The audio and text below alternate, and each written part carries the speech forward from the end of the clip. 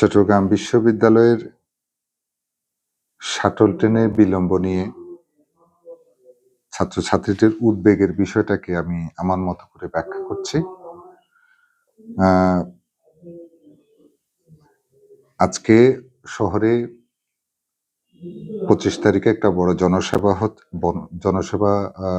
জনসভা হচ্ছে। সেই উপলক্ষে বিশ্ববিদ্যালয়ের কয়েকজন শিক্ষকের অনুরোধের পরিপ্রেক্ষিতে আমরা শুধুমাত্র 8:40 ট্রেনটাকে কদমতলীতে যাওয়ার পর্যন্ত অনুরোধ করেছিলাম রেলওয়ে কর্তৃপক্ষকে। সেই হিসাবে 8:40 ট্রেনটা ষোলশহর হয়ে কদমতলীতে গিয়ে আবার ফেরত এসছে এবং অন্যান্য ট্রেন শিডিউলগুলো যথাযথভাবে বলবৎ রয়েছে।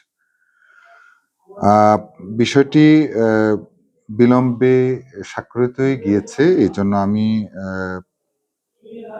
ব্যক্তিগতভাবে আন্তরিক দুঃখ প্রকাশ করছি বিশ্ববিদ্যালয়ের সাথে সাথে ছাত্রছাত্রীদের কাছে যে এটা আজকে সোশ্যাল মিডিয়ার জমানায় এটা আমাদের চট্টগ্রাম নিউজে হলো এটাকে জানানো উচিত ছিল, কিন্তু আমি সেটা হয়তো বা করতে পারি না। এটা আমার ব্যক্তিগত ত্রুটি। আমি আমার স্টুডেন্ট কাছ থেকে প্রতিশ্রুতি দিচ্ছি ভবিষ্যতে আর এরকম যে কোনো সিদ্ধান্ত আমি আপনাদেরকে ইনফর্ম করে জানাবো।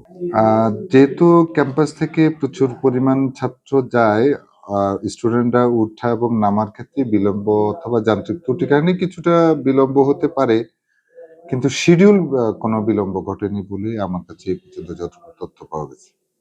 আসলে যেহেতু আমরা তাদেরকে অনুরোধ করেছিলাম এটা কদমতলী পর্যন্ত যাবে, সেখান থেকে গিয়ে আবার ফেরত আসতে রেল তো ইঞ্জিন চেঞ্জ করে লাইন চেঞ্জ করে সে একটু বিলম্ব হয়েছে।